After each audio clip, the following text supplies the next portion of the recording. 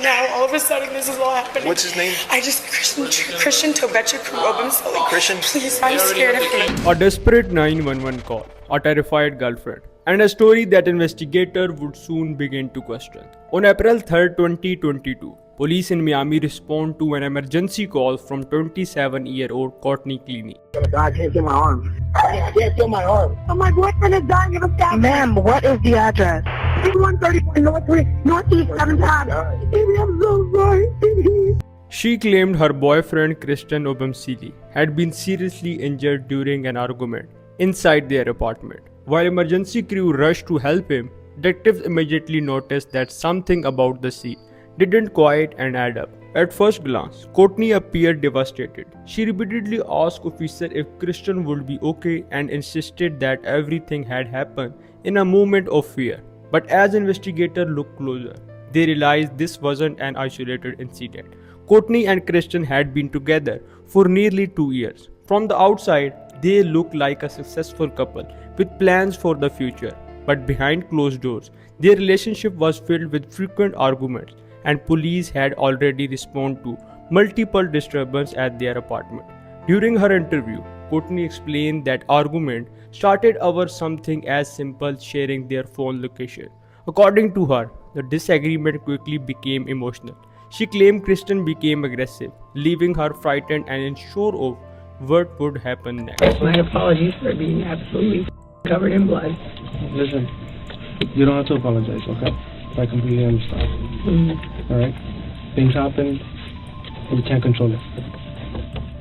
Okay? How long have you guys been together? About 2 years. A year and a half to 2 years, yeah. Okay. Is he okay?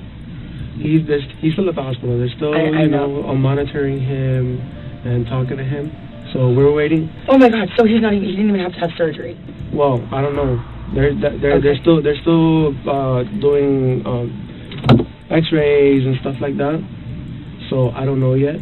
I'm waiting to hear a response. That's all I have to know. Thank God. She told detectives that similar situation had happened before and that she genuinely believed she was in danger. As she described the incident, she became emotional several times, making it difficult to explain every detail clearly. According to Courtney, the confrontation moved from one part of the apartment to another.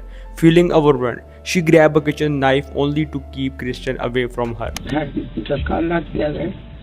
I had broken up with him, and then he came back the last 2 nights, and then started to an argument, and I ended up getting scared, and I think that I overreacted, or not overreacted necessarily, but reacted, and I just know exactly what might happen. Do you guys work here in Miami, or do you guys have your own business? I do social media, so I'm an influencer, I guess is what. Oh yeah? Close, yes, I'm an influencer. What do you focus on, like Instagram or social media apps? Instagram, LinkedIn. And what is it that he does? Stocks and crypto. Stocks and crypto. He just has stocks and stuff and crypto. We were gonna move into a house. So have an apartment, and then we were like, maybe just move here for a year. And then once we got here, we were like, no, this is dope. Yeah. So we have the dog picked out. It's a golden retriever. We're gonna name Mello. So we're gonna get a house so we can have a backyard. Because I have 2 dogs, and then we're gonna have 3. So we're planning on staying here for a while. Sorry. Once again, you don't have to apologize. She insisted she never intended for anyone to be seriously hurt. Her explanation was that in the heat of that moment, the knife left her hand during the confrontation and struck Christian from several feet away. She repeatedly described it as a tragic accident caused by fear rather than intention. At this stage, detectives remained calm instead of accusing her. They allowed her to keep talking. This interview strategy often encourages people to provide more details without realizing that every statement can be later compared against physical evidence. As the interview continued, investigators carefully documented every part of Courtney's story. But they also knew that one explanation alone wasn't enough. They need surveillance footage, witnesses' statement, forensic evidence, and the couple history before reaching any conclusion. What they uncovered next would begin raising serious questions about whether Courtney's version of event matched what actually happened. Let's start from the start. You guys were supposed to take out your dogs to the park, right? And then what happened after that? Like I said, a little bit before. I was doing laundry and tried to call my mom. She didn't answer the first time. And then he left. I guess he went to go bike over there. That's just what he said. I don't know if he walked or biked, but he told me he was going to bike personally. Like a bicycle? Yeah. Okay. And then he came back with a Subway sandwich, and I said something about like, oh, are you gonna like reshare your location with me? Like, did you unshare it? And he said, yeah, I unshared it. And I was like, oh, when did you do that? And he was the other day, like when you were done with me. And I was like, okay, well, fair enough. Like, reshare it. And then he told, I mean, it kind of like turned into like a little like argument or something. And then he told me to reshare mine, and I was like, okay, yeah, I will. And then I didn't do it immediately. He asked me about it again, and I don't know what I was thinking, but it just said something about, well, what if I'm somewhere you don't want me to be? Which I wouldn't have been. I love him, but maybe you don't want to know where I am. I guess maybe they'll just like hurt him because he was pressing me. And he ended up pinning me against the wall. I mean, I said like choking me on the floor. It's just like, here, look at my neck. And I was like, I mean, I'm not saying like choking you, like, you know, whatever. But I mean, he had my like neck. Like, and this happened twice before, where I couldn't breathe and I was on the floor. Yeah. I could not breathe. And I don't think that he was trying to kill me, but I was scared. And all 3 times I have been scared. I'm on the floor. And you have me pinned. Get my mom on the phone. So this happened like over by the door and somehow moved like over in the living room. He was standing by the couch, kissing for the kitchen, and I was in the kitchen. And then he just like, I could see like all the whites in his eyes, and he was like coming at me. And so I grabbed one of these knives. My mom got me for Christmas. I grabbed one of them, and I was like, I swear to God. I swear to God, it was just like, I mean, I grab and be like, don't come anywhere closer to me. Because, I mean, earlier, I was having 2 other times I couldn't breathe. I'm sorry. I couldn't breathe. And it's very scary. And I just think, like, just like this kind of thing where I was saying, like, do you know if he's okay? If he's choking me and he's angry enough, he might like, I mean, this is different, I think. But if he's like choking me or like pinning me or something and I can't breathe, he might go too long. So I grab a knife and I said, don't come anywhere closer to me. I had absolutely no intention of using it. I'm on the phone with my mom and he's coming at me like he's gonna grab either the phone or like the knife or something. And so I was just like, I was like, don't come any closer. It's coming at me, and I threw it. And I meant for it to go. How far away was he? Well, I was by my fridge, and he was like by the edge of one of the chairs of the sofa.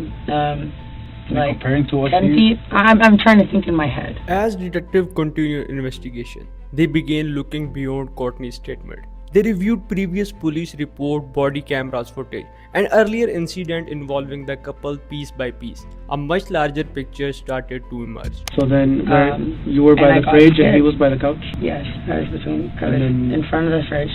He was by the couch. Yes, and then behind my island. Then what kind of movements did he make? At the moment, he was gonna walk running up. At me. Running? Okay. Well, charging, aggressively walking, something. What was he doing? Like, was he doing something with his hands, or? Doing he had his hands up. I couldn't tell you exactly. Was he yelling at you at the time? Yes. Was that at the moment that he was charging you, or earlier in one of the arguments? It was before he choked me. Yes, it was before he choked me. Okay. Or whatever. But I swear to God, I was scared. I mean, after like what had just, I was scared, and I was on the phone with my mom, and it was still happening. Yeah. I was scared. So you told me that he had you against the wall at one point, right? With his hands over your neck. Mm-hmm. And How did you end up from the wall to the ground? Let me go, and then I started swinging on him because I had been against the wall. Okay. I started trying to hit him, Yeah. and then he put me on the ground. He dropped you to the ground. When I'm trying to remember like a whole situation of where I was very upset about something, Yeah. which I've learned this in therapy and whatever, it's like write down like all the details so you don't forget. Just like write it all out clearly so that it makes sense to you and makes sense to somebody else. But I haven't had a chance to have a pen and paper or my phone to like write down exactly what happened, and I haven't really even like fully thought about it. Yeah. So honestly, my answer is I don't remember. That's fine. Okay. You guys have a history of violence? Yeah, You say you've been together how long, sir? almost 2 years. Almost 2 Year and a years. half to 2 years. So how many incidents you think you've had? I don't know, but we shouldn't be together.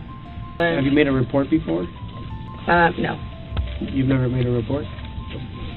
Oh, I did in Dallas actually about a year ago, and he was detained. And what happened there? He had pushed me in the lobby, but it wasn't like a big deal, and they made it a huge deal. Courtney admitted that this wasn't the first time police had been called because of arguments between them. In one previous incident, officer responded after neighbor reported a loud disturbance. Inside the apartment, they found broken glass and signs of heated confrontation. At that time, Courtney minimized what had happened. But when detectives compared those earlier reports with her current interview, they noticed several inconsistencies. Small detail change, timelines didn't always match, and some explanation became harder to verify. Investigators also discovered that police has visited the couple apartment just one day before the incident. Why did you call for help? Because we were getting really loud. We were getting loud. I was like, oh my god, we're gonna like do damage to the room or something. Not damage to each other. Like I really want to like. Why would you highlight think? that. Why would you think that you were gonna do damage to the room? I like throwing something or like. Did you throw something? Did I? Yeah. No.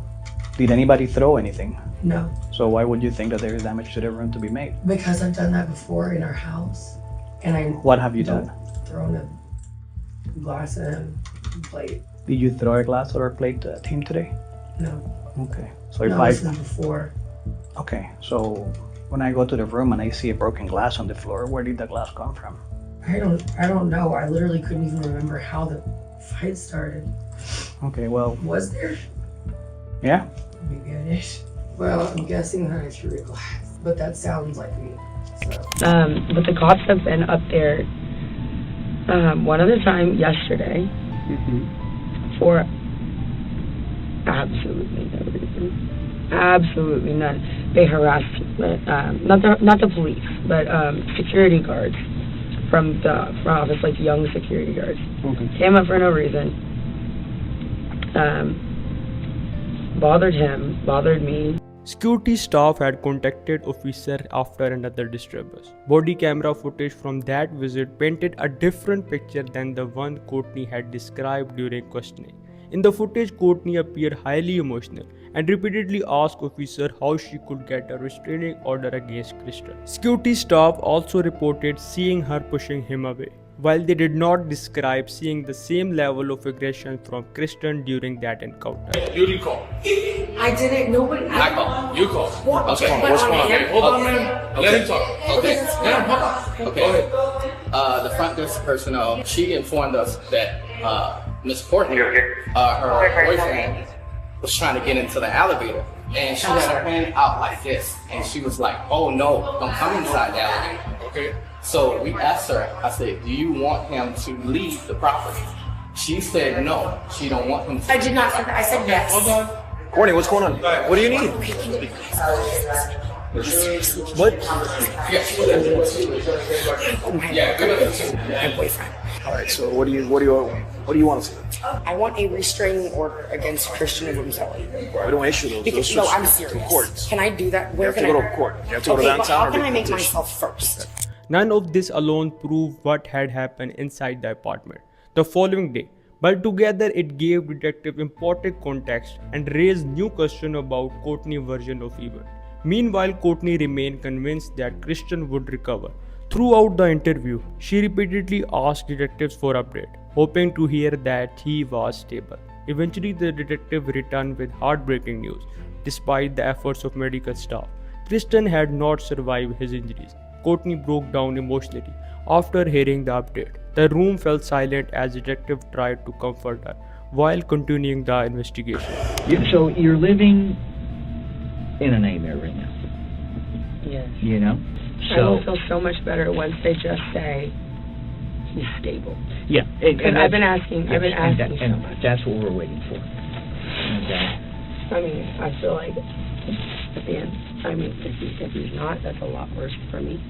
So they've asked for an update, and I asked them for an update as well, so they're checking to see what's going on. Because they're I don't know what I'm going to do. I don't know what I will do with myself if he's not okay. No matter what. I mean, I clearly can't be together. No matter what happens, no matter where this falls, right? It's out of our control. So we have to inform you that Christian did not make it. Okay. Unfortunately, the doctors did what they could. And Christian is dead. Yeah. Oh my God. This is not real, right? Okay. There's no way. Christian died? Can I please have a hug? Am I allowed to do that in here? Sure. Yeah. Relax. You'll be fine. No. Calm down. Calm down. Take deep breaths. I need to hug my mom. I cannot be left alone in like a room by myself. You won't be. After this. No, that's not true. That's not real, right? It is real. Christian is dead. Yes. They're not gonna lie. The last thing he ate was Subway. What I was saying to that other room, I said, God forbid, when like from far away, what if it had accidentally hit a little bit lower and he died? So we can't change what's occurred and get him before. So just step by step. So you'll get through this, all right? At that moment, investigators still did not have every piece of evidence. Based only on the information available that day, they could not immediately determine exactly what had happened. But over the following week, new evidence continued to surface. Additional videos, witnesses' statement, digital record and forensic finding gave investigators a much clearer understanding of the relationship and the event leading up to that day. As the case developed, authorities reached a very different conclusion than they had during those first few hours. What initially appeared to be a tragic accident would soon become one of the most closely followed criminal cases in the country. One of the biggest breakthroughs came where investigators recovered recording from Christian's phone. The video captures several heated arguments between the couple and appeared to show a pattern of ongoing conflict. You literally talked to her without telling me! Courtney, I was on a bike ride and she passed me and I said hi. You and Courtney are having a live chat. My bad, I forgot to tell you that. That doesn't make you to act and call me a Yes, thank you. Coming from Courtney, thank you. I want you to get away from me! These recordings quickly became a major focus of the investigation. Authorities also reviewed footage recorded after the incident.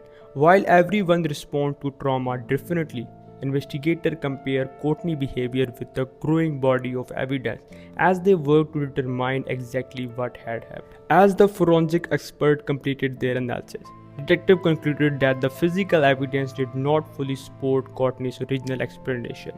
Combined with the couple's history, previous police response, surveillance footage and digital record, prosecutors believed they had evidence to move the case forward.